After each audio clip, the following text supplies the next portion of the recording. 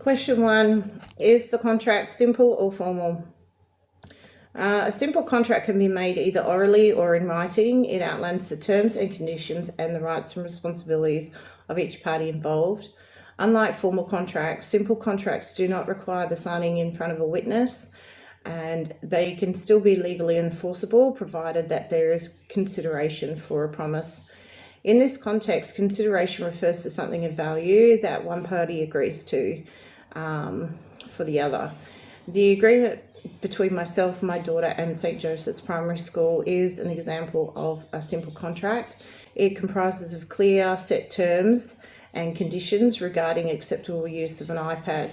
In this case, the consideration required is to ensure that appropriate conduct is maintained and reflecting the school policies and procedures. The agreement also stipulates that both child and parents are responsible for using the iPad correctly and while on school grounds. The school's consideration is to provide the access to the internet and educational resources. Question 2, what are the main or primary terms, ancillary terms or conditions of this contract? This contract aims to ensure that the parents' consent is given to their child so they can use an iPad at the school, and that they agree to the school's policies on student behaviours and codes of conduct. The primary purpose is to ensure that the school has primary control over the device while it's being used at the school for the purposes of an educational tool. The terms in the contract, the primary terms include for kindies to Year 3 students, the iPad is owned by the school and must remain at the premises. For Years 4 to 6, the students are permitted to bring their own iPads, but they must maintain it. For Years 7 to 12, bringing an iPad is mandatory and they're responsible for its care. Students must follow teachers' instructions when using the device and refrain from using it for any personal or inappropriate use. The parents and guardians are to give consent to the child. Parents and guardians agree to support the school in upholding the codes of conduct. Permission is granted for the mobile device management program to be installed into the device. Parents must commit to safeguarding its passwords, and parents agree to insure the device against theft, loss, or damage. The ancillary terms include the term device, which encompasses the word iPads, laptops, desktops, computers. Students in Years 4 to 12 must arrive daily with a fully charged iPad, and they're expected to use this appropriately. Any stolen or damaged device must be reported to the head office. Students and parents are required to follow instructions when backing up the iPad prior to any app installation. Technical guidelines for disabling passcodes, screen time, and Find My iPad. And iPads older than 4 years may not be supported by the school. The enforceable conditions in this contract are that iPads may be confiscated and held in the office if the policy is violated. Incidents will be documented and logged. Parents may be contacted or invited to meet with the school. Conduct is regulated by the school's behaviour management policies, and the school reserves the right to impose any punitive measures in extreme cases.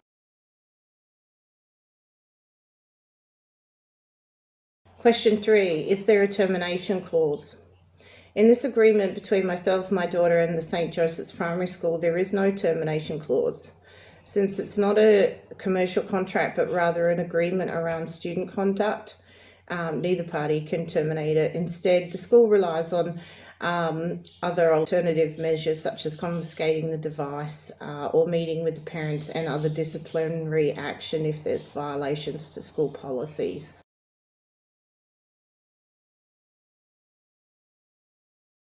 Question 4, are there any exclusion clauses?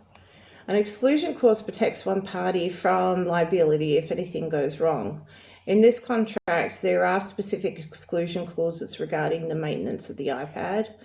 There's a clause that states the parent or guardian of the student will be required to cover the cost of repairing or replacing their child's device due to loss or damage. The school does not provide insurance cover for personal devices brought to the school. It is the responsibility of the parents.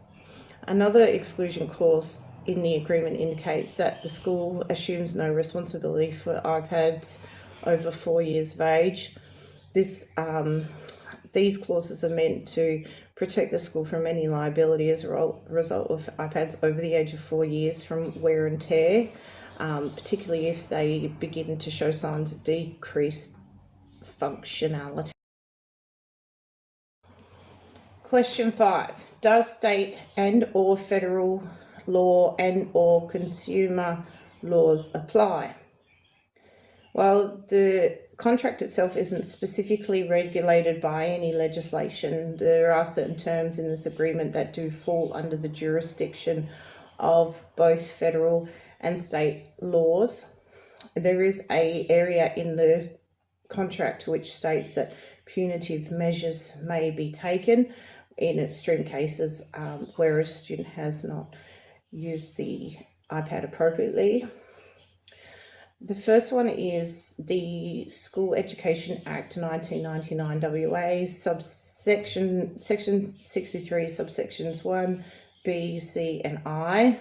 This mandates that the school principal is accountable to ensure the safety and welfare of all students on school grounds. Section 119, subsections 2, B, and G grants the principal authority to determine what items can be brought onto the school premises and how to manage student behaviour concerning these items.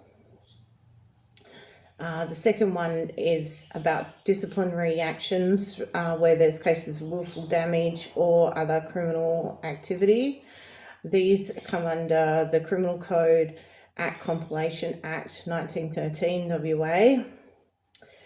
Willful damage to school property or other person's property and belongings is outlined in section 443 of the code.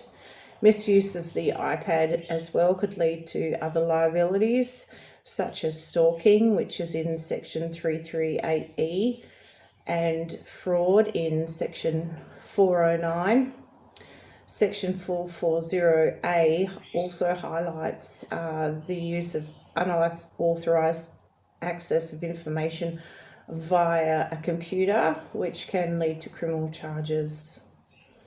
Due to the rule of Dolly Incapax in section 29 of the Criminal Code, students under the age of 10 are not held criminally responsible, though students aged 10 and above may be liable if they recognise that their actions were wrong.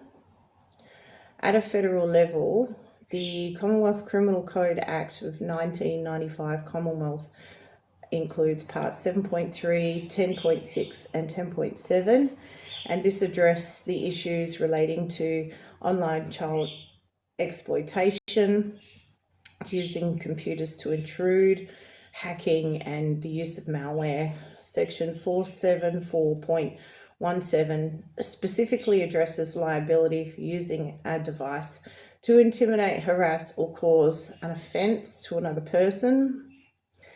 Moreover, the Online Safety Act of 2021 Commonwealth encompasses a wide range of provisions around the appropriate use of internet services, and it's aimed at protecting individuals from online abuse. Children are particularly susceptible to online bullying or targeted by individuals with harmful intentions. In 2024, the federal government introduced amendments to this legislation to raise the minimum age for social media to the age of 16. As a result, all students from kindy to year 10 will not be allowed to access social media accounts, particularly on their iPads, which are intended solely for educational purposes. The Australian consumer laws, at this point, the contract does not contain any reference to Australian consumer laws because it's solely about student conduct and the use of iPads in a school environment. That would be a separate situation where the parent has bought the iPad from a store, and if anything goes wrong with it or it needs repairs, that would come underneath warranties and other guarantees from the place that they have bought the iPad from, separate.